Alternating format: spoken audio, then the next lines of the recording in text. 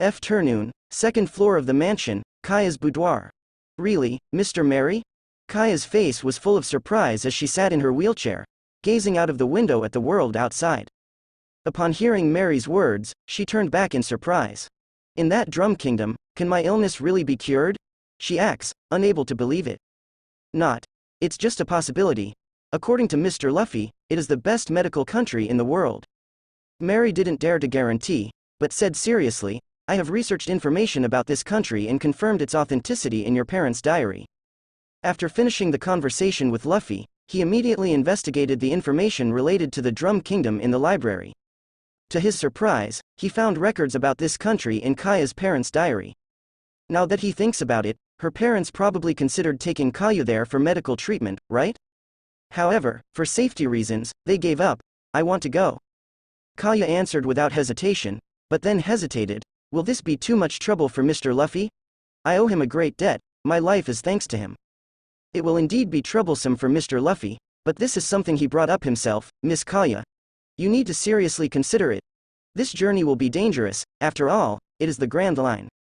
Kaya nodded lightly, her eyes filled with melancholy as she looked out of the window, watching the birds flying among the branches. I envy them, it must be nice. The next day. Syrup Village, in the forest. Zoro, shirtless, held a huge stone in his hands, repeatedly lifting it up and putting it down. Training?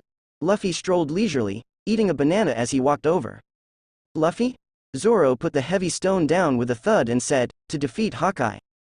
Great determination, taking matters into his own hands. Luffy smiled and said, seeing how hard you're working, as the captain, I have to teach you a few things. Do you want to teach me armament hockey? Zoro grinned. No, today I'll show you the other two types of hockey. Luffy shook his head. The other two? Observation hockey and conqueror's hockey. As he spoke, Luffy closed his eyes and beckoned to Zoro, saying, pick up your sword and attack me as much as you want. With your eyes closed? Zoro was dumbfounded. Come on, I won't be responsible if you get hurt, Luffy. Zoro immediately drew his sword and launched an attack on Luffy. Lunge. Uppercut. Horse stance cleave. No matter what moves he used, no matter from which tricky angle he attacked, they were all easily dodged. After a series of attacks, Zoro started to get frustrated. Why can't I hit you? One sword wasn't enough, so he used two swords. Finally, it evolved into the three-sword style. However, the result was no different. This is observation hockey. I can hear the breath of your muscles and predict your attacks. Unless your sword is faster than my evasion, you will never hit me in your lifetime.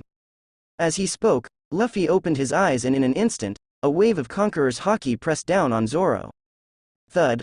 With the will of a conqueror, it possessed a power that made people submit. Zoro's pupils contracted, and he immediately jumped back a distance, shocked as he said, what was that just now? Conqueror's hockey, Luffy explained, it is a power that only those with the potential of a king can awaken. You also have this talent, but you haven't awakened it yet. I also have it.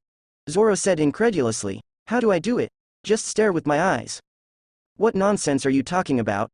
Luffy rolled his eyes speechlessly. It requires a strong stimulus, like anger, sadness, killing intent, and so on. Any of these could potentially awaken it. Even if you say that, I don't understand. It doesn't matter if you don't understand. Conqueror's hockey is still too early for you. Instead, learn observation hockey and armament hockey first. Saying that, Luffy picked up a resin from the ground, wrapped it in armament hockey, instantly hardening it to the strength of steel. Come on, real combat is the fastest way. Squeeze out your potential, push yourself to the limit, and you will eventually awaken it, right? This was not only training for Zoro, but also Luffy's own practice. The two of them quickly engaged in a fierce battle. Another day passed. Because they knew about the other side's actions in advance, when the Black Cat pirates landed on the coast, they were immediately targeted by the Marines. As soon as they landed, a large number of pirates were shot dead by bullets. Among them, several executives, Vice Captain, Hypnosis Master, Zangao, bounty of 9 million berries. Cat Brothers, Butchie and Sham, each with a bounty of 7 million berries. Zoro took on the three of them alone and defeated them. Finally, the Marines cleaned up the battlefield and the surviving pirates were escorted onto the warship. After the danger was truly resolved, Luffy planned to leave. By the coast, Mary came running, panting, wait, Mr. Luffy. Mary, Luffy stood on the deck of the Going Merry, hands resting on the railing, and said with a smile, "The pirate business has been resolved, so you can rest assured." "Yes, thank you very much." Mary bowed first, then straightened up and said, "Regarding what you said earlier, Miss Kaya has made a decision. Is she going to come with us for treatment?" Nami's eyes turned into the shape of berries. After hearing about it from Luffy, she immediately thought of making a big profit. "Yes." Mary nodded, "We will trouble you. Where is Miss Kaya?" Nami looked behind Mary but didn't see her. Just as she was speaking, Kaya's voice came from the other side. Mr. Luffy, Mr. Nami, both turned their heads. They saw a light sailboat slowly approaching from the other side of the coast. This boat was smaller than the Going Merry, and Nami didn't feel much about it. But for Luffy, it had a familiar feeling, the Going Merry. He would never forget the scene of the ship being burned. It was all because of those idiots in the original story who didn't know how to cherish it. After entering the Grand Line and arriving at Water 7, the Going Merry couldn't hold on anymore. But this time, he was the captain. He would definitely make the Going Merry reach the final island. Miss Kaya. Luffy, on the deck of the Going Merry, saw Kaya standing alone. "Yes, Mr. Luffy, I will trouble you for some time." When the ship approached, Kaya said very politely, "This ship was designed by Mr. Merry. I don't know how to repay your kindness, so I heard that you wanted a new ship, so I will give this one to you." "Thank you so much." Luffy shouted towards the nearby warship, "Zoro, this ship will be your ride from now on. Don't you want to thank Miss Kaya?" "Huh." Zoro, leaning on the railing of the warship, holding a bottle of alcohol, grinned and said, "Thanks. A ship for my first mate? Not bad." Kaya covered her mouth and chuckled, "It's great that you like it." Seeing this, Luffy reached out and pulled her onto the Going Merry. "Nami, take care of Kaya, her health is not good." Nami nodded with a smile and looked at Kaya as if she was looking at a walking berry. "Kaya, I will take care of you until you get better." "Yes, Miss Nami, thank you. Don't worry, when we reach Drum Island, there will definitely be a doctor who can cure you. Luffy, he always keeps his promises." Nami comforted gently. "Yes." Kaya nodded happily. She also wanted to be able to soar freely like a bird, instead of sitting in a wheelchair, looking out the window at the outside world. "Then let's set sail."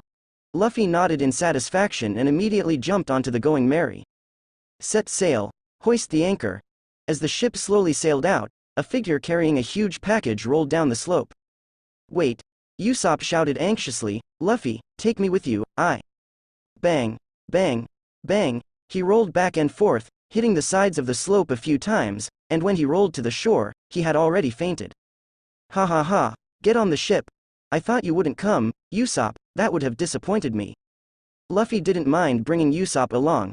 He quickly reached out and grabbed the fainted Usopp onto the Going Merry. Recruiting crew member Usopp, talent, slingshot, reward, 400 adventure coins. In the system prompt, the Sunny carried Nami and Kaya. The Going Merry carried Luffy and Usopp. The warship carried many pirates and Zoro, who was drinking alone. The three ships slowly sailed towards the sea. On the shore, Mary the butler sincerely blessed, "Fair winds, Mr. Luffy, I entrust Miss Kaya to you." 3 ships sailed through wind and waves, heading towards their final destination, the village of Kokoyashi. On the Merry, Luffy sat cross-legged at the bow, gazing into the distance. The vast sea stretched out before him, under a clear sky. He glanced at the system. Adventure coins, 950. It's almost over 1,000, time to spend some. He opened the adventure shop and took a moment to choose among the 10 items. A hockey fruta. 200 adventure coins, a 6 styles fruta, 100 adventure coins. A lifespan fruta. 100 adventure coins minus 400 adventure coins, leaving 550. I still haven't seen a ship refresh. Are ships really rare items? There are plenty of other strange things though. Luffy thought to himself. He opened his mouth and ate a hockey fruit. Since his conqueror's hockey had already awakened, this time it was just to increase his proficiency. And the randomly obtained hockey was conqueror's. After silently digesting it, Luffy slowly opened his eyes and muttered to himself, "I feel like even if I eat 3 or 4 more, I won't need Kaido anymore. I'll be able to master hockey entanglement."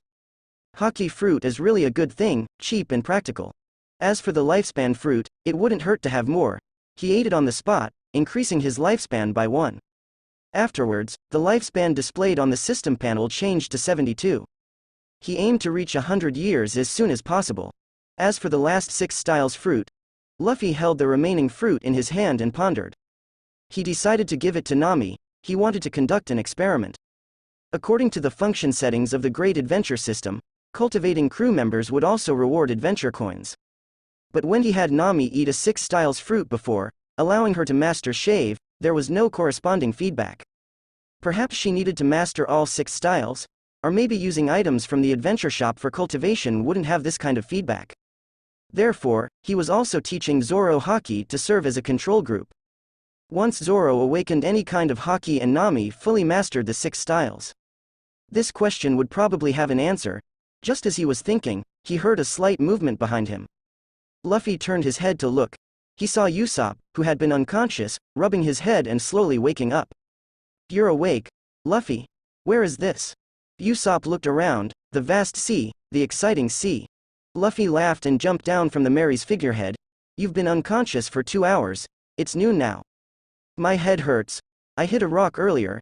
Usopp winced in pain. "Are you hungry?" Luffy asked with concern. "Now that you mention it, my stomach is growling." "If your stomach is growling, then hurry up and cook." "What?" Usopp widened his eyes and said incredulously, "I'm injured, you know." "You don't think I can cook, do you? I'm the captain." Luffy patted Usopp's shoulder with a serious expression.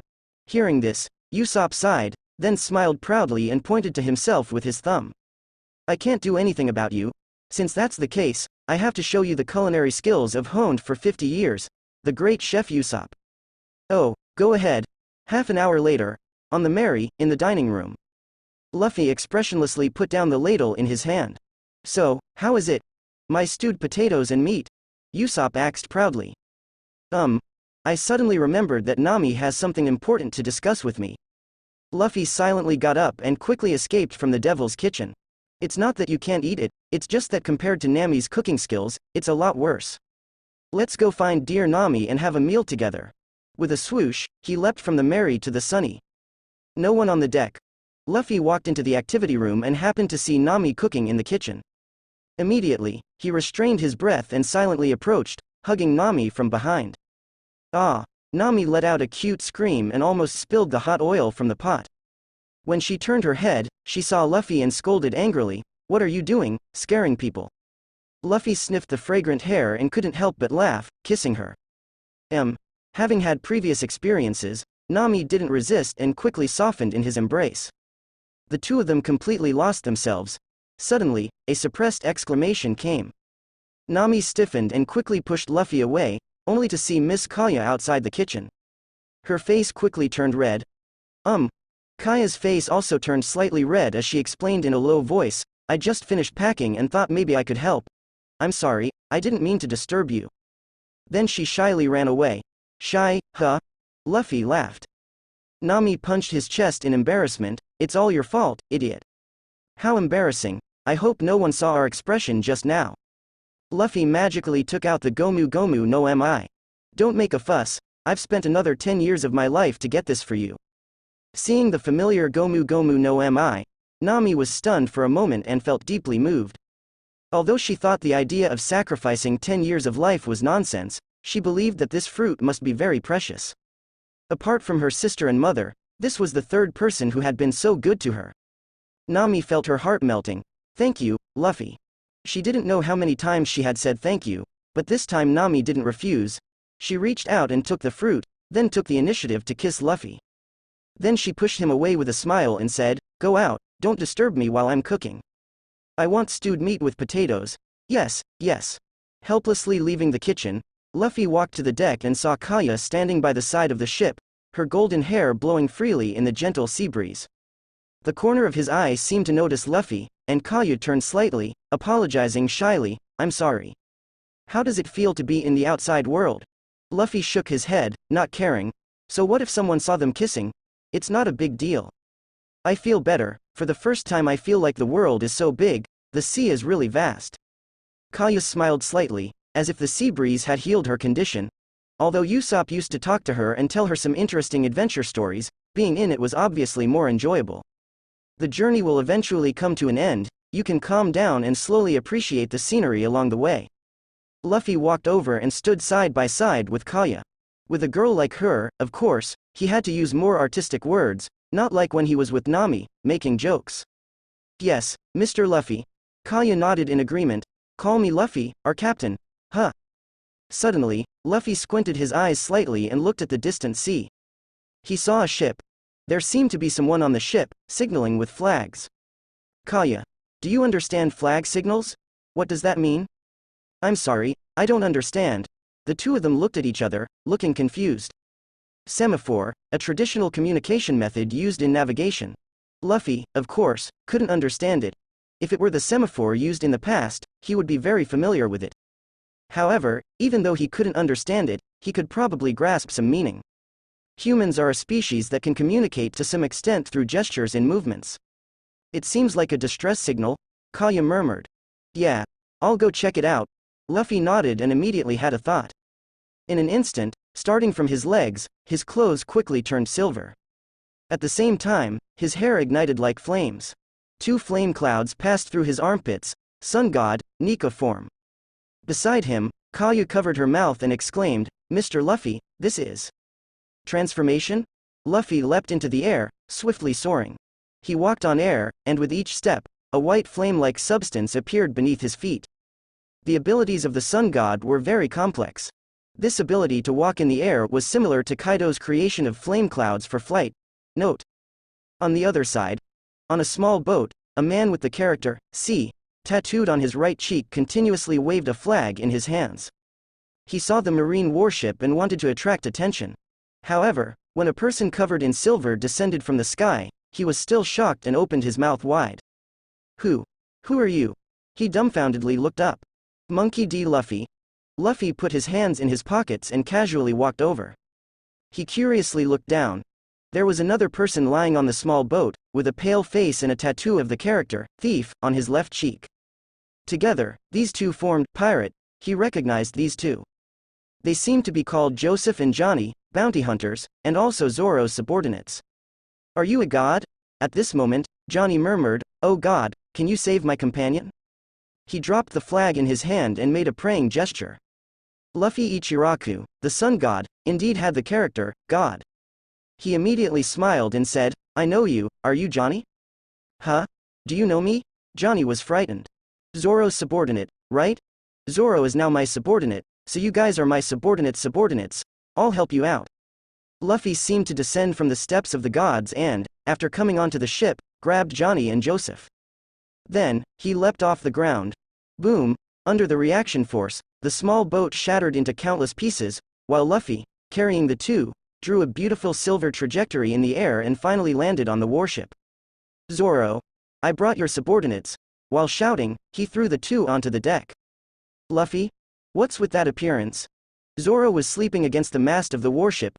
He opened his eyes upon hearing the voice and was shocked by Luffy's appearance. He stood up and then noticed Joseph and Johnny. It's you two. Zoro, big brother. Johnny exclaimed in joy. Great, big brother, please save Joseph, he's in bad shape.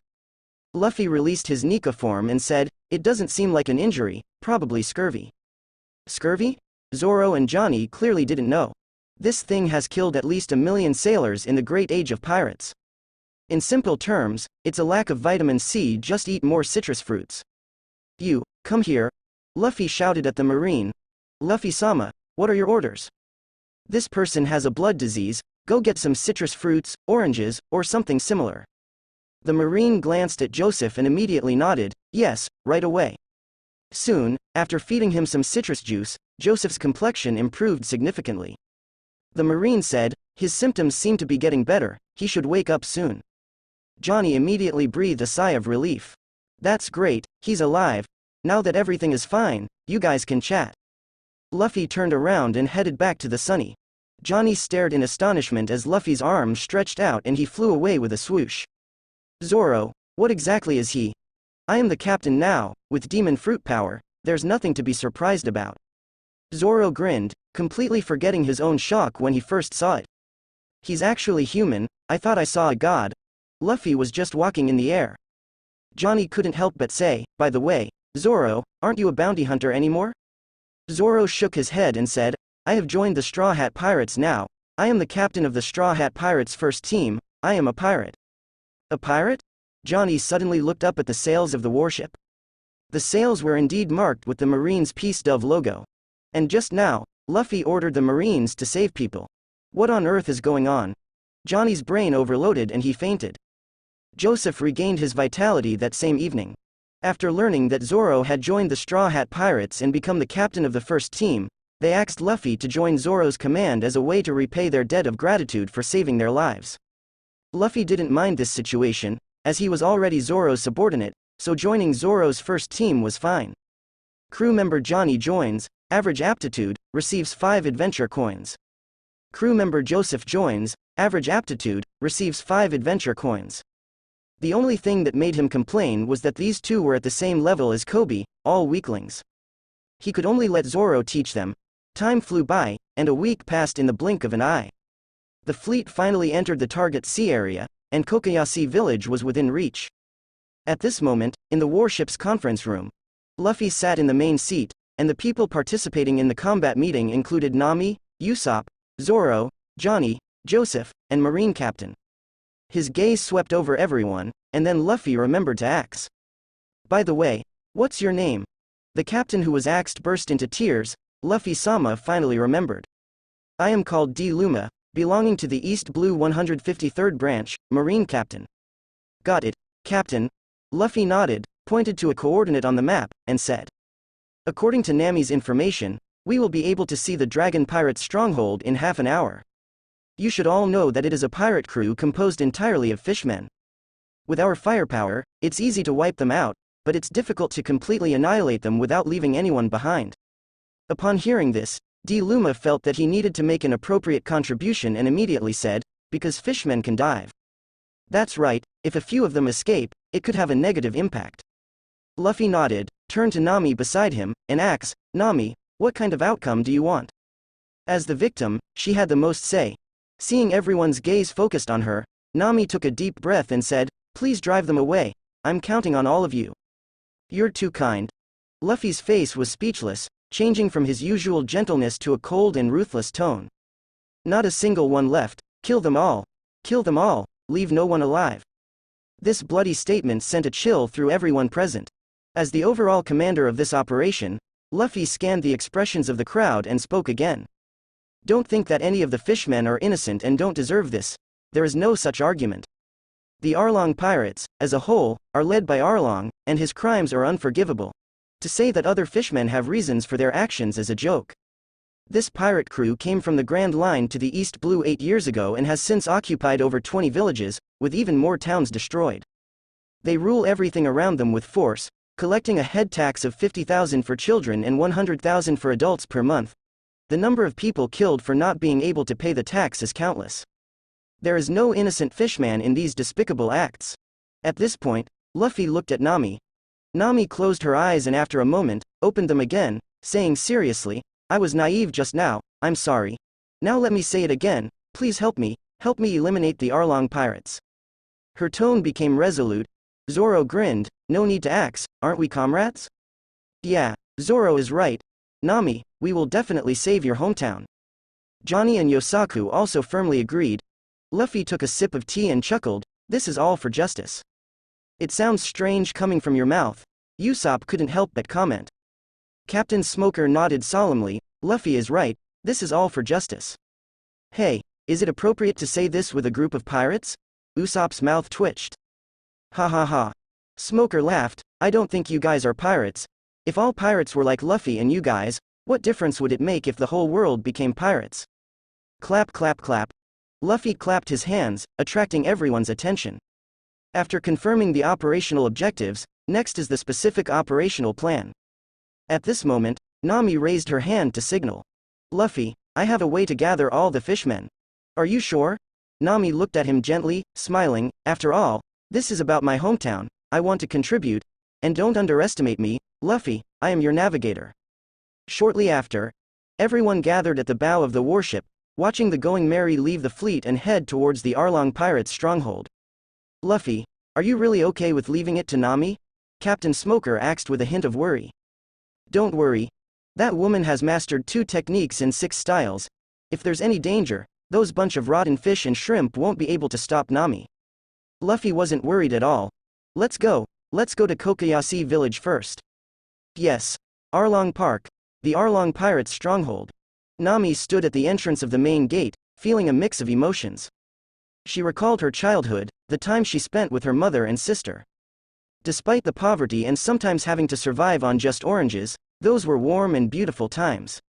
But this beauty was shattered with the arrival of the fishmen. Her mother, Belmere, was shot and killed by Arlong because she couldn't pay the tax. Everyone in the village suffered, and many people died. As for herself, she was valued by Arlong because of her talent for drawing sea charts. And so, an agreement was made. When she collected a bounty of 100 million berries, she could buy Kokoyasi village back from the Arlong pirates. She became a witch, in the eyes of some people, a traitor, in the eyes of those who didn't know the truth. She became a thief. 8 years had passed. Looking up at Arlong Park once again, a pirate flag hung at the top. It will be over soon. Nami calmed her mind and pushed open the door, walking inside. What came into view was an open-air pool. There were many fishmen around the pool, either standing or sitting. And the captain of the Arlong pirates, Fishman Arlong, was sitting on a sun chair, leisurely enjoying the sunlight. Isn't this our navigator Miss Nami? Back already? Arlong was the first to notice Nami and smiled, revealing a row of sharp teeth. How was the haul this time? Looks like you're carrying a big package. Disgusting. As soon as the words navigator came out of Arlong's mouth, Nami felt disgusted to the extreme. She approached without saying a word and threw the package she was carrying on the ground. I've gathered 100 million berries. What? Arlong's expression suddenly changed. That's impossible. What's impossible? Nami stared coldly. How much money you stole each time you came back, how much you've stolen up until today, I know it all very clearly. Arlong stared at Nami and then looked at the package on the ground. Judging by its size, it indeed contained 100 million. According to the agreement, Kokoyasi village is free from now on, Nami said. This was truly an unexpected turn of events. Arlong remained silent for a moment, then suddenly burst into laughter. Ha ha ha, let's check it then, Nami. I am a man who always keeps his promises. Saying that, he gestured to a nearby fishman. Receiving the boss's order, the fishman walked towards the package, pushing Nami aside. Move, Nami. However, just as his hand was about to touch Nami, a slender leg suddenly kicked out. Tempest kick. A swift kicking technique, creating a vacuum slash. Plop. A long wound tore open on the fishman's chest, and he flew backwards in a scream. The surrounding fishmen were all shocked. What was that just now? I didn't see clearly. Did this woman kick Bisharo away with one kick?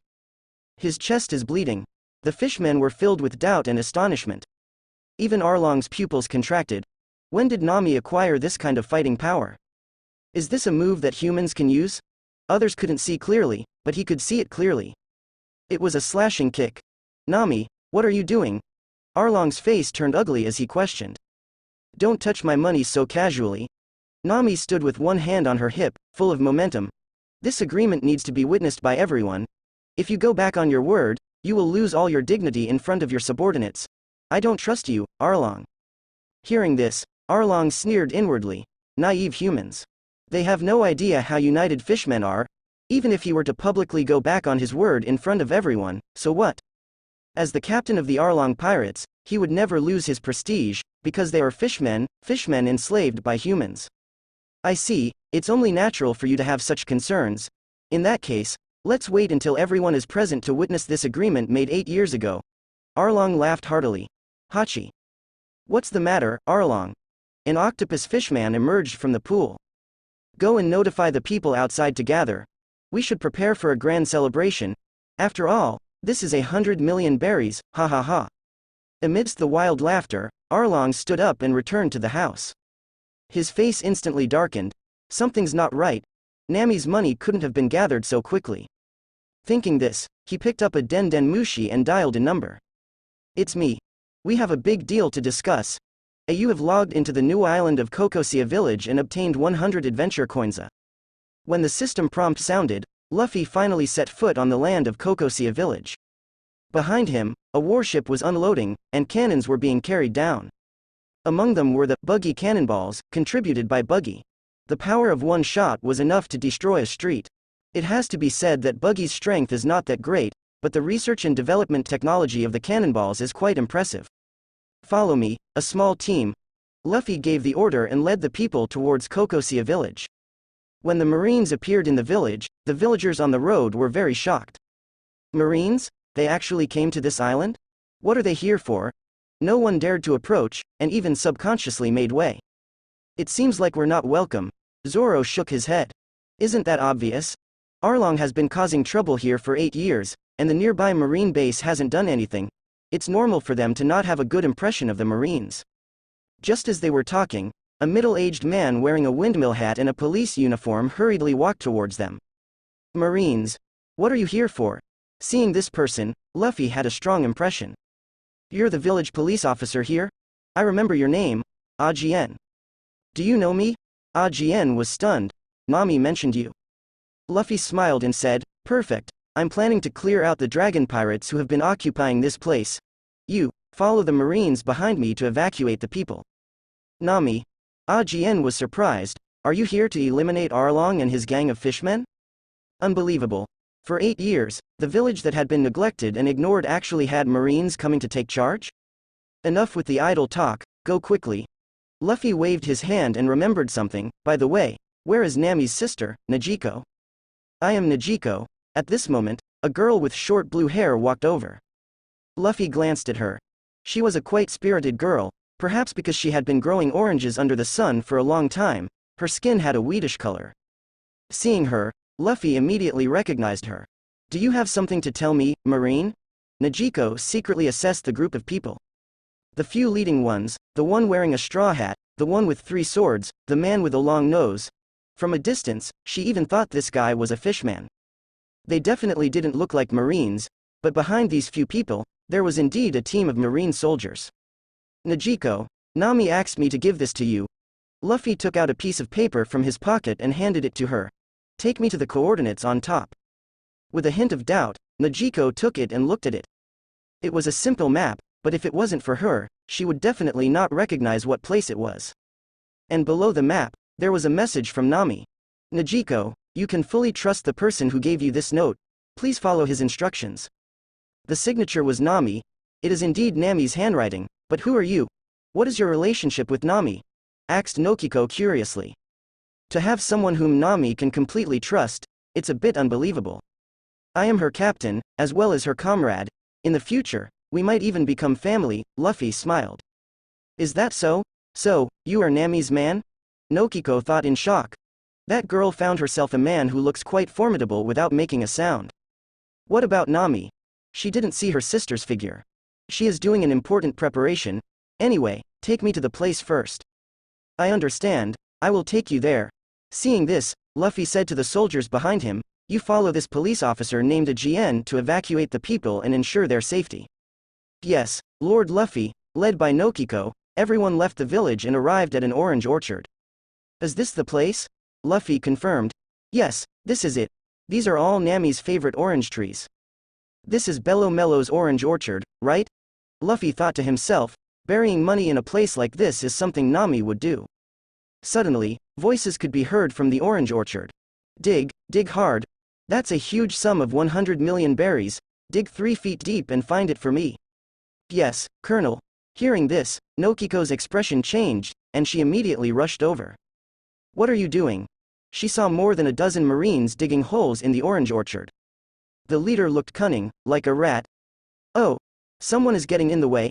The rat's mouth curled up slightly, and he casually said, I am Colonel of the 16th branch of East Blue. I received a report that a thief hid a large amount of stolen money here. Such ill-gotten gains should naturally be entrusted to the government for safekeeping. If you don't want to die, get out of here. Bastard. That's Nami.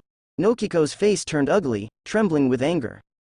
Suddenly, a hand pressed on her shoulder. Luffy calmly walked over and said, You are the rat, Colonel? Who are you? The rat frowned. I received a report from the masses that you accepted bribes from pirates and colluded with the evil dragon pirates. Zoro, how should we sentence him in this situation? Luffy asked with a smile. Of course, it's the death penalty, Captain. Zoro grinned and slowly drew his sword from his waist. This is a worse situation than Buggy. Can I cut him, Luffy? Don't let him die too easily. Understood. Locking his gaze on the rat colonel like a wild beast, Zoro held his blade and approached him step by step. Seeing this, the rat's face changed, and he angrily said, "Are you going to attack a marine colonel? Are you crazy? You'll become wanted criminals?" Before he could finish his words, Zoro charged forward. The blade flashed. Splat! The rat colonel let out a miserable scream as blood sprayed from his chest, watering the orange trees below. "Sorry, Colonel, but we were pirates to begin with. Colonel Mouse is definitely not dead." Zoro's attack was measured. Since Luffy said not to let the opponent die too easily, he decided to leave him half dead. "Do we need to publicly try this guy?" Zoro asked, shaking off the blood from his sword. "No need, let's execute him with a cannon," Luffy replied.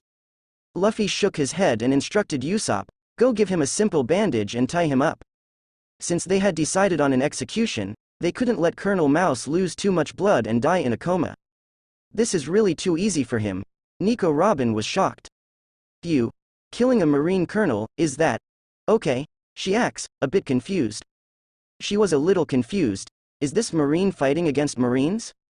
No, wait, that green-haired swordsman just called himself a pirate. "My grandfather is Marine Vice Admiral Monkey D. Garp," Luffy chuckled, revealing one of his backgrounds. Vice Admiral Garp. Nico Robin widened her eyes. She had heard this name more than once. When Belmere was still alive, she often talked about her time in the Marines, and Mr. Garp's name came up many times. The most memorable time was when she mentioned that there was a pirate called Golden Lion who caused a commotion at the naval headquarters and was defeated by Mr. Garp and Sengoku working together. Nami found a high-ranking official's child. This should be a good outcome for her. Nico Robin felt happy for her sister. Luffy looked at the Marines brought by Colonel Mouse and calmly said, "Did you all hear that? As accomplices, I'll give you a chance now." The Marines fell silent, nervously swallowing their saliva. Compared to Nico Robin, as Marines, they could better understand the meaning behind those two words, Garp. "In a little while, the dragon pirates will come here. Any one of you who kills a fishman and survives will be exempt from punishment. If you die in battle, the past will be forgiven, and I don't mind embellishing a few words for you. Think about your families." Luffy made empty promises with a benevolent smile. "After all, I'm not a demon." The Marines were as if they had fallen into an ice cellar. "Now, dig out the money for me. Yes. Yes." As a final order, Luffy took out a Den Mushi and contacted Johnny. "Yes, Luffy Dono. Have Dilma bring over the cannons." Dusk, the dragon domain. The fishmen who were out on a mission had all returned to their base. In front of an open-air pool, hundreds of fishmen, who were barely humanoid in shape, gathered around Arlong. Captain Arlong looked down at Nami and grinned, "Ha ha ha, Nami, everyone is here, can we start now? Once we confirm the 100 million berries, we will hold a grand feast for you." Nami crossed her arms and scanned all the fishmen with her gaze. Her memory was good, she wouldn't forget the faces of her enemies once she saw them. Officer Karubi, 9 million berries. Officer Chu, 5.5 million berries. Officer Hatchin, Shipwright Jinbei, Banquet Minister Ikaros, Party Captain Chu, and the musician who she kicked and injured during the day, Buggy. Looking at each face, Nami finally focused her gaze on Arlong, her mouth slightly upturned. "They are indeed all here. Then let's verify it, don't try anything funny," Arlong signaled to Octopus Hachi. Immediately, Hachi walked towards the package, and this time, Nami didn't stop him. The 6 octopus arms skillfully untied the knots, and suddenly, stacks of banknotes came into view. "Mr. Arlong, it's real money," Hachi said loudly. "Wait a minute." At this moment, Crocodile walked out, his sharp gaze fixed on Nami. As he approached, he kicked away the pile of belly that had accumulated together. This is... After kicking away the surface layer, there were only papers piled underneath. "Nami," Crocodile said coldly, "what do you mean by this?" Nami chuckled softly. Arlong's face turned ugly. "Don't you explain? Our dear navigator, where is your 100 million belly?" "Arlong, I did say that I had raised 100 million belly, but I didn't say it was all here." Nami spoke in a wicked tone, with a hint of sarcasm. "There are only 10 million belly in this package. The remaining 90 million, I put them somewhere else. Please, don't take me for a fool." "Somewhere else? The Orange Grove?" Arlong frowned. "The rat we contacted before, that guy still hasn't replied. Could it be that he wants to keep the money for himself?" Arlong thought to himself, his expression becoming even uglier. "What does this mean now? Arlong took a deep breath and said with patience, "You ask everyone to witness, and now everyone is here. But the money is not enough. You're too impatient, Arlong.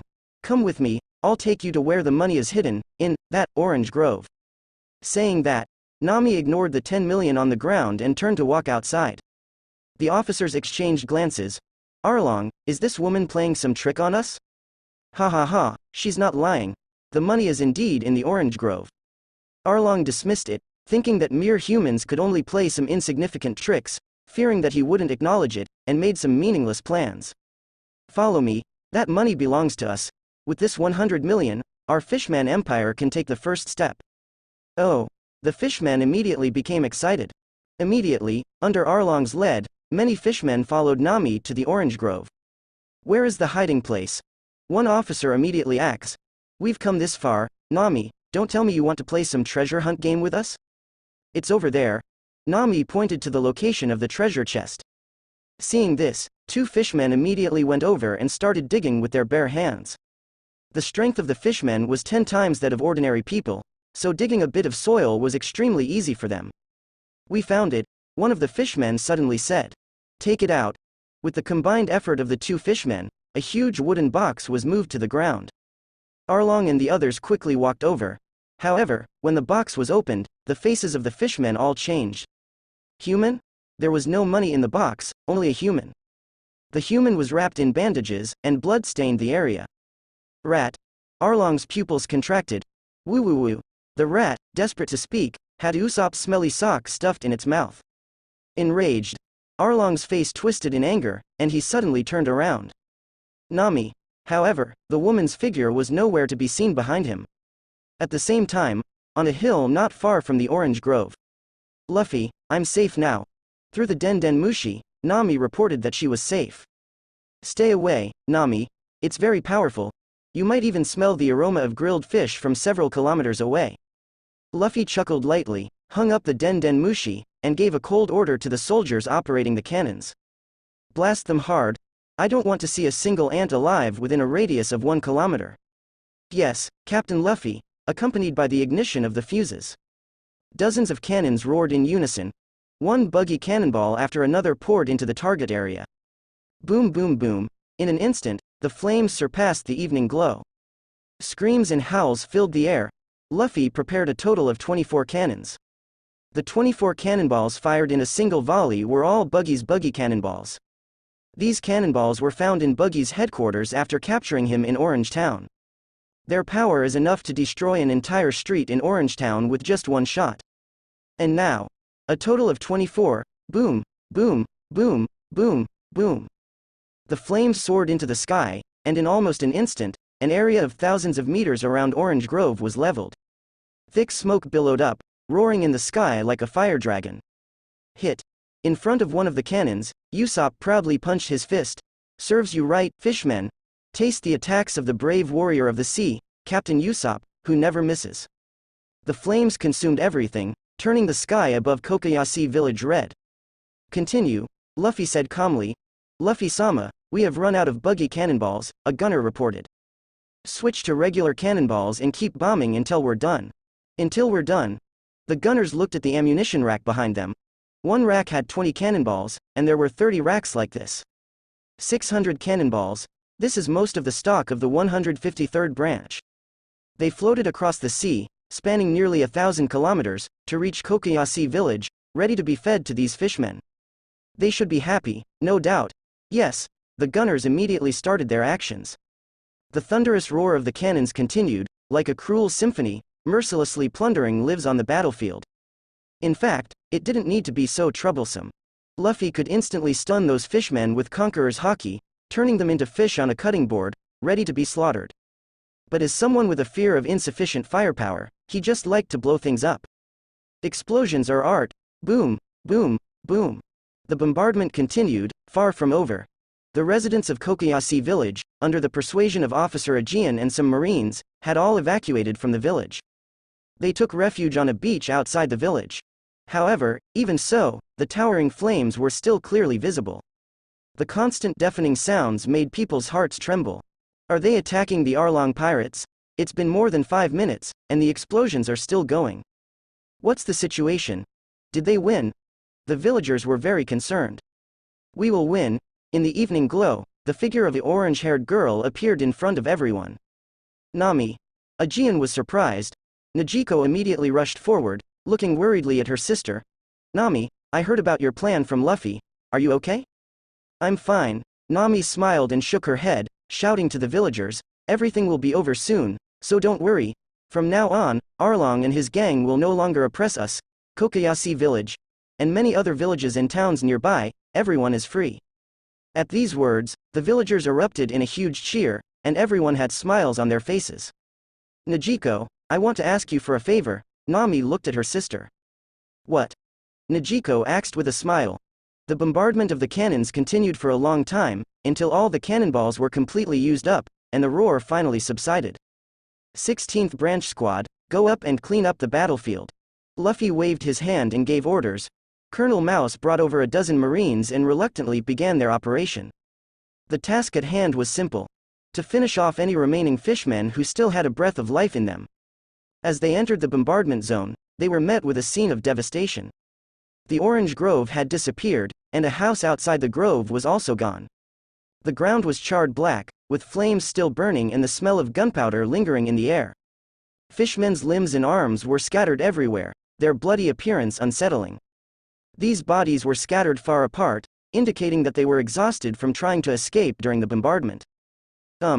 Suddenly, a dead octopus fishman's body made a faint sound. The next second, a burst of gunfire greeted him. Bang, bang, bang. After the gunfire, the body was shot more than a dozen times in the back, completely losing its breath. It was me, I did it. I was the first to hit. One of the Marines exclaimed excitedly. My sins have been offset. Damn, it was stolen. The remaining Marines anxiously continued on, unable to do anything else. However, at that moment, you bunch of inferior races. A voice filled with hatred, as if it came from hell. The next moment, a figure covered in blood, missing an arm, rushed out. He opened his fangs and bit one of the Marines to death. The rest, terrified, raised their guns, but they were too close, their bullets hadn't had a chance to be fired yet, and the figure had already rushed into the crowd, unleashing a one-sided massacre like a vengeful spirit.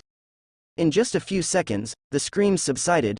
Fishman Arlong, panting heavily, stood among the pile of corpses, his eyes bloodshot and filled with blood vessels. His left arm had been shattered in the first round of bombardment, and at a critical moment, he used his companion's body to block most of the damage, barely saving his own life. However, even so, under the subsequent saturation bombardment, he was now barely clinging to life. You're still alive? The vitality of fish is truly tenacious. Suddenly, a mocking voice came. Who? Arlong's heavy breathing, his eyes coldly turned. Zoro held his dual blades, with one still in his mouth. The messenger from hell, he grinned. 3-sword style, demon slash. Like a ghostly strike, Zoro flew past, and behind him, 3 streams of blood spurted from Arlong's chest. Humans. Accompanied by the final sound of resentment, Arlong died. Then, footsteps sounded. Zoro turned around and looked. Luffy, are there any survivors? No. Luffy shook his head and glanced at the Marines from the 16th branch. He didn't intend for this group of people to be killed, but they were just unlucky, dying at the hands of Arlong. Luffy-sama. The Marines from the 153rd branch also arrived, and D. Luma saluted. The evil dragon pirates have been completely wiped out. Well done. Next. Luffy looked around, expressionless, and gave the order, cut off the heads of these fishmen, string them together with sticks, and hang them in Kokoyashi village. In a family, the most important thing is to be neat and tidy. This behavior is called building a jingguan. The night grew dark in Kokoyashi village. The heads of over 100 fishmen were strung up and hung in the streets. The villagers of Kokoyashi village spontaneously gathered to watch. When they saw the faces of their enemies, they clapped and cheered. Even a boy of about 10 years old cried with tears streaming down his face and shouted. Arlong. Mom, that's Arlong's head, he's the one who killed Dad. Fishmen, they're all fishmen. That's Chu, I recognize his face. That damn Karubi, he came to collect money a few months ago. And that octopus, he's dead too, good riddance. The sea kings he raised once swallowed a fisherman and his boat in one bite. Damn, they all deserve to die. Good riddance, Good riddance. Some people cried with excitement, some clapped their hands until they were swollen, and some even wished to eat their flesh. In an atmosphere that was both joyful and sorrowful, Luffy, accompanied by D. Luma, walked up to the crowd. Kokoyashi Village villagers, my name is Luffy. As he spoke, he threw the last head in his hand in front of the villagers. This is a human. The villagers stared at the head and gradually quieted down. He is the 16th branch captain of East Blue, Marine Colonel Mouse. He colluded with the Arlong pirates, accepted bribes from Arlong, and covered up everything here.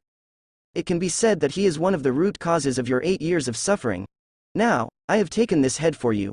The Arlong pirates have also been completely wiped out, and the heads of all the fishmen are behind me. Your suffering has come to an end.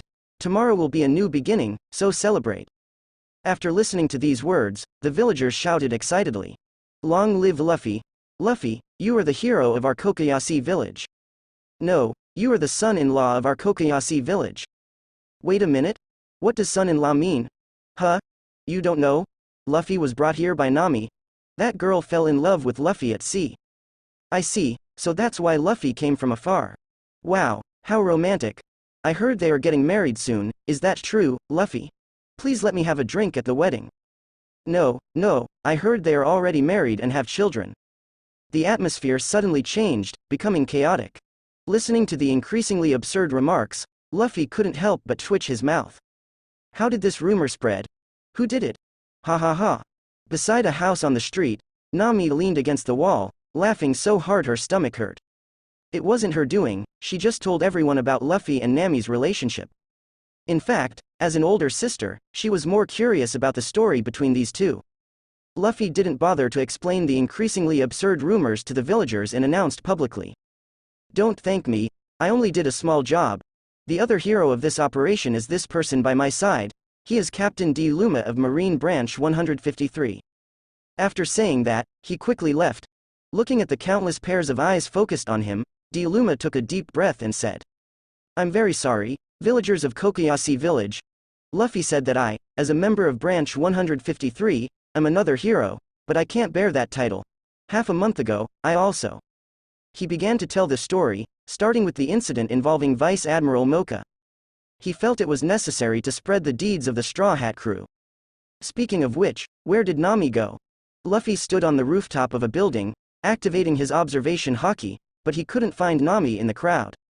Looking at Zoro beside him, the green-haired swordsman was lying on a pile of tiles, drinking alone.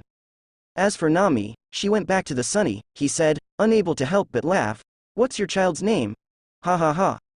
Starting tomorrow, I'm going to announce a ban on alcohol on the ship. Stop it. Are you a demon?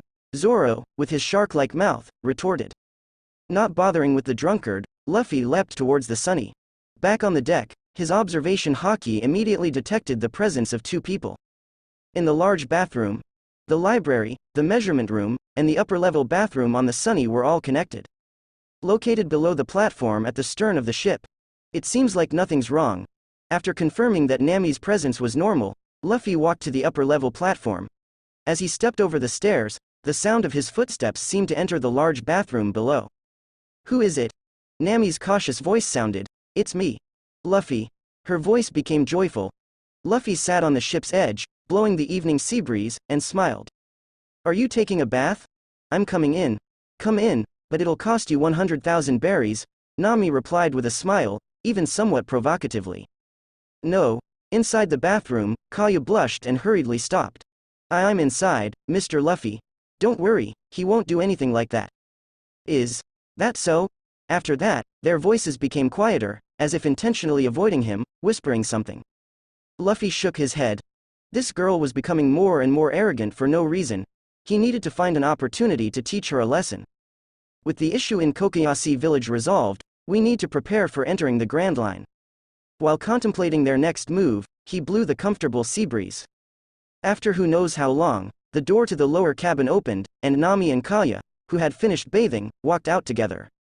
Luffy. Mr. Luffy. The two greeted him. Luffy turned around and looked at the two women. Seeing that they were dressed neatly, he asked, Are you going out? I'm taking Kaya to see a doctor. The doctor in the village is very skilled and might have some understanding of Kaya's condition, Nami nodded. Luffy didn't think it was necessary. Once they reached Drum Island, Kaya's illness would naturally be resolved. However, considering Nami's good intentions, he didn't say much. A few hours later, the moon gradually rose in the sky. "Aren't you going to the banquet?" Luffy turned around and saw that Nami had returned alone. "I don't like the noise, there are too many people. What about Kaya?" "Kaya is still at the hospital." Nami smiled and approached, taking the initiative to hug Luffy, her eyes gentle as if they could drip water. "Luffy, what's wrong? Tonight, I'm ready. Tonight, for the people of Kokoyashi village, it is a joyful day." Similarly, for Luffy, it is also a pleasant evening. The same goes for Nami. She deliberately bathes and changes clothes in order to consult Captain Luffy about the 8th style of the Marine 6 styles after the 7th style. She has mastered some techniques of the 7th style. But the legendary 8th style is only occasionally glimpsed in some books, and can be said to be ignorant. For the diligent and eager to learn Nami, Luffy holds nothing back and wholeheartedly immerses himself in it, deeply imprinting each move and technique he has mastered in Nami's soul, making her unable to forget it forever. In this arduous battle, Nami naturally retreats step by step and eventually collapses from exhaustion. However, Luffy is also not doing well. The profoundness of the 8th style poses difficulties in teaching it smoothly to a beginner like Nami. But Luffy will not give up. He will not let down anyone who is diligent in learning. After repeatedly teaching in a simple and clear manner, he finally imparts his hard work to Nami. He engraves the essence of the 8th style deep in Nami's heart. Congratulations, Kokoyashi Village, banquet. While Nami is learning new moves, the other people of Kokoyashi Village are holding a grand feast. In front of the bonfire, Zoro, Johnny, and Yosaku are competing with the village policeman, a Jhin, in drinking. They are all heavy drinkers, and the competition has evolved from cups to barrels. The nearby villagers are also constantly cheering, creating a lively atmosphere. Marines such as Dialuma sit around the bonfire, mingling with the villagers. Nearby hospital. After taking her medicine, Kaya lies on the hospital bed, smiling as she listens to the lively noise outside, gradually falling asleep. Outside the hospital, Usopp wants to visit but is told that the patient is already asleep. Many children gather around him, wanting to continue listening to the Straw Hat Crew's adventure stories. At this moment, Nojiko walks over with a glass of malt beer. "You're Usopp, right? Nami's sister?" Usopp taps his fist on his palm, seeing through the truth at a glance, and proudly says, "You also want to hear the legendary adventures of Captain Usopp? I really can't do anything with you. Where should I start?" "Right, let's start with my fierce battle against the giant goldfish." "No. What I want to ask about is Luffy." Nojiko opens her mouth, but unfortunately, Usopp has already started talking non-stop. The children cheer excitedly. After listening for a while, Nojiko feels that the story is too fake, as if she has read it in a storybook somewhere, but she doesn't want to disturb the children's excitement. She can only get up and leave. Usopp is completely immersed in telling the story and doesn't notice at all. Walking towards the villagers' banquet, Nojiko sees Zoro again, but in the world of men competing in drinking, there is no room for her to interrupt. "Ah, I can only ask Nami tomorrow," Nojiko sighs. Thinking of Nami. "Oh, where is Nami? I haven't seen her since I helped her change her tattoo." After searching around for a moment, Nojiko realizes that not only is Nami missing, but even the great hero Luffy is also gone. After thinking for a moment, she reveals a mischievous smile. "Forget it, let's go find Belmere. On such a happy day, she should want to join too." Nojiko takes 2 bottles of wine and quietly leaves the village. Walking in the night, even from a distance, you can hear the joyful celebration. Belmere. Finally, Nojiko arrives at a grave. The grave of her mother, Belmere. She sits cross-legged and pours a bottle of wine in front of the grave. "This is your favorite wine, don't say I didn't bring you a gift." It's been 8 years, Nami, she has grown up, she's doing well. She wasn't doing well before, but now she is. That girl is really amazing, she found an incredible man, you can rest assured. Today, all the fishmen of the evil dragon pirates are dead, Belmere, you must be happy. Nami laughed, but tears couldn't stop flowing down. The next day, Luffy walked out of the Sunny's cabin and onto the deck. Daily routine. Opened the adventure shop. There are new goods. Luffy's eyes lit up. Self-healing fruit. After use, as long as there is a breath left, it can restore to the state before being injured. Price, 100 adventure coins. Sunlight fruit. After use, it can absorb the energy of sunlight to restore physical strength. The stronger the sunlight, the better the effect, but it is ineffective under moonlight. Price: 5,000 adventure coins, 90% off today, 500 adventure coins. Let's not talk about the first self-healing fruit for now, it's probably something like a senzu bean, from Dragon Ball. But as for the second, sunlight fruit, to be honest, he had never seen something so expensive before. Not counting the awakening fruit, of course, it's on sale. 90% off. Who wouldn't buy it? Those who can resist buying it, Luffy would call them detoxified. He immediately looked at his savings. Just enough. Could it be that this system is deliberately guiding me to spend? Luffy suddenly had an incredible thought. Could it be that the more money I have in my savings, the better the things it refreshes? Shaking his head, he decisively bought the two fruits. Adventure coins, 730-130. With a flash of white light, the two fruits appeared in his hands. Luffy put away the self-healing fruit and ate the sunlight fruit on the spot. In the next moment, he understood. His body immediately responded to the effect of this fruit. The early morning sunlight shone on his body, and his physical strength quickly recovered. As everyone knows, all demon fruit powers consume one's own physical strength when activated. But with the effect of the sunlight fruit, Luffy felt that as long as it was daytime, he could stay in his Nika form all the time without any problem. The sun god paired with sunlight. Perfect, it's so perfect. Luffy nodded in satisfaction. At this moment, Usopp's shout came from below the sunny. Hey, Luffy, is Nami here? What's wrong? Noqogiri asked me to find her. As for Nami, she must be sleeping soundly, probably won't wake up until noon. She must have been tired from practicing the 8th style yesterday. She's not feeling well. Jumping down from the sunny, Luffy patted Usopp's shoulder and said, let's go, I'll go see her. Soon, outside the hospital, he met Nami's sister, Noqogiri. Luffy. Noqogiri waved and smiled. I have nowhere to go, Captain Luffy, can you let me join your crew? Nuoqigao wants to board the ship. Luffy paused for a moment and asked in confusion, wait, how did you become homeless? Don't you remember? Nuoqigao extended her arm and pointed to the distant bombardment area. My house, it was blown up by you. Luffy. Indeed, they had a blast yesterday, and a few houses were indeed blown up. Haha, I'm not blaming you, Nuoqigao smiled brightly. If sacrificing my house can bring about these results, I would do this trade 100 times. I'm sorry, I will find a way to help you rebuild a house and let the villagers help, Luffy thought for a moment and said. Nuoqigao shook her head and said softly, the orange orchard is gone too. Growing oranges was her source of income. That orchard belonged to Belmere. When I was a child, she relied on that orchard to support me and Nami. Although life was sometimes difficult, we were really happy back then. She showed a nostalgic expression and smiled. Last night, I thought for a long time. Maybe this is also a good opportunity. I want to go out and see the world. Captain Luffy, can I join your ship? I can do anything, cooking, cleaning, I'm good at everything. She was very optimistic and cheerful. Luffy smiled and nodded. Welcome, Nuoqigao. Nami will be very happy. He naturally didn't mind. Anyway, the sunny was empty. We will set sail soon. Is there anything you need to prepare? Thank you, I do need to make some preparations. Saying that, Nuoqigao left happily. Luffy watched her walk away and turned to Usopp, saying, go find Zoro and the others, we're getting ready to leave. They were drunk last night. Usopp sighed and went to find Zoro and the others. At this moment, the door of the hospital opened, and a village doctor walked out. Luffy-sama. Good morning, doctor. How is Kaya's condition?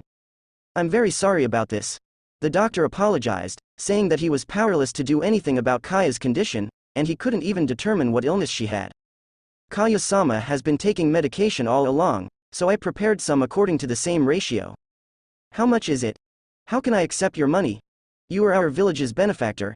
If I take your money, the other villagers will tear down my hospital. The doctor repeatedly waved his hands, insisting on not taking money. Luffy couldn't do anything about it, so he accepted this kindness. He went into the hospital and brought Kaya back to the sunny. Shortly after, Usopp returned with Zoro, Johnny, and Yosaku, while Nuoqigao had somehow transplanted 2 orange trees and planted them on the platform at the stern of the sunny. Luffy-sama. Deluma and the other members of the 153rd Marine Branch came to bid farewell. Captain, our journey has come to an end, and we will stay in this village for a few days, waiting for the arrival of the 16th branch. Please rest assured, we will never forget everything you have done. Luffy patted the other's shoulder and smiled. Well then, goodbye, Captain. Yes. May you have smooth sailing and great fortune. After bidding farewell to the Marines, Luffy stepped onto the Sunny's deck. At this moment, someone shouted, Luffy-sama, can I follow you? Can I follow you? Luffy was taken aback and turned to look. It was a young Marine, looking at him with admiration and worship in his eyes. Don't you want to be a Marine anymore? Do you want to become a pirate with me? Luffy found it interesting. In you, I see the justice I pursued when I was young. My hometown was once destroyed by pirates, but you are different. I want to follow you, the young soldier expressed excitedly. Then, 3 or 5 others echoed, I do too. Luffy-sama, can I join your crew? D-Luma was also stunned, but instead of stopping them, he smiled as he watched this scene unfold. Seeing several eager gazes fixed on him, Luffy shook his head. I'm not as righteous as you imagine. If Kokoyasi wasn't Nami's hometown, I wouldn't even come here. Young Marines, I hope you remember this moment and stay true to yourselves. Being rejected, these few Marines were very disappointed, but they still rallied. Yes, we will remember your teachings. Well then, goodbye. The Sunny Go spread its sails and slowly sailed away from the shore. Behind it, the Merry Go followed suit. On the shore, the villagers of Kokoyasi quickly ran over to bid farewell under the leadership of Officer Jhin. Luffy-sama. Goodbye, Luffy-sama, have a safe journey. Don't bully Nami too much, make sure to come back and visit. On the deck, Nami walked over to Luffy with a smile and shouted to the villagers, don't worry, I'll be with him. Nami. How did you get up there? Officer Jhin was dumbfounded. Haha. Goodbye everyone from Kokoyasi village, I'm going on a journey, Jhin, I'll leave Belmir's gravestone to you. Amidst the noisy farewell, the 2 sailboats gradually disappeared on the horizon. Sunny Go, Nami's cabin. Nami sat on the edge of the bed, supporting her chin with one hand, quietly watching her sleeping sister. She took out a photo from her pocket and placed it on the bedside table. In the photo, it was Belmir and the 2 sisters. A slight collision sound seemed to wake Nami up. Nami's eyelids twitched, slowly opening her eyes. Nami? She spoke softly in a daze. You're awake. You can really sleep, it's already noon. What mischief did you get up to last night? Nami's sister, Nojiko, teased with a smile. Last night. Nami blinked her eyes, her face turning red as she suddenly remembered something and tried to sit up. Is it already noon? Yes. Ah, I have to cook, Luffy must be starving. Nojiko. She quickly pushed her sister back onto the bed and said impatiently, when will you start caring about me like this? Saying that, she rolled up her sleeves and said, I'll go cook, you rest well. Oh. Nami lay back in a daze, and only realized when Nojiko was about to leave the room. Wait. Why are you here? Nojiko turned around, revealing a tattoo on her right arm that was identical to the one on Nami's left arm. It was an orange and a windmill. You idiot, of course I couldn't rest assured about you.